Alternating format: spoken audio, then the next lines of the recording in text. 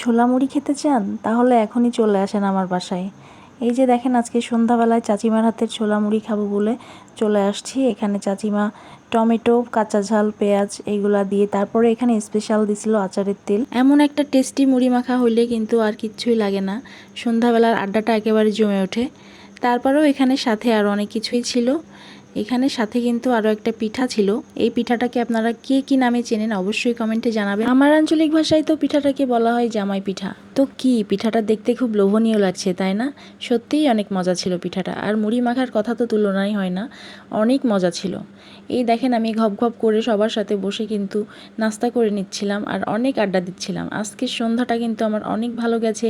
মা চাচিদের সাথে বসে অনেকক্ষণ ধরে গল্প করছি। আর আসলে যে দিনগুলো চলে যায় সেগুলো তো আর ফেরত পাওয়া যায় না, তাই না? আর আমার তো মনে হয় পরিবারের সাথে কাটানো মুহূর্তগুলো আসলে বেস্ট। বাইরের থেকে চাইলেই তো আমরা এই খাবারগুলো খেতে পারি, কিন্তু আমার কাছে কিন্তু বাইরের খাবারের থেকে বাসার খাবারটাই অনেক বেশি ভালো লাগে। আর মা চাচিদের হাতের খাবার হলে তো কোনো কথাই নাই।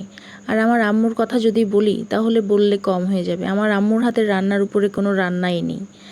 এত মজা, যাই রান্না করুক না কেন খুবই তৃপ্তি সহকারে আমি খেতে পারি। আর আমার কাছে তো মনে হয় প্রত্যেকটা মায়ের হাতের রান্না একটা আলাদা আলাদা রকমের টেস্ট আছে। কি আমি ঠিক বললাম তো? তো অনেক কথাই তো বললাম, আর একটা কথা বলবো সবার উদ্দেশ্যে, যারা ভিডিও দেখেন অবশ্যই দয়া করে একটু সাপোর্ট করবেন। আপনাদের সাপোর্ট এখন খুব বেশি প্রয়োজন। আর আমার সাইলেন্ট অডিয়েন্সগুলোকে আমি দেখতে চাই, অবশ্যই সাড়া দিবেন কমেন্টে। আজকের মতন ভিডিওটা এখানেই শেষ করছি। আল্লাহ হাফেজ।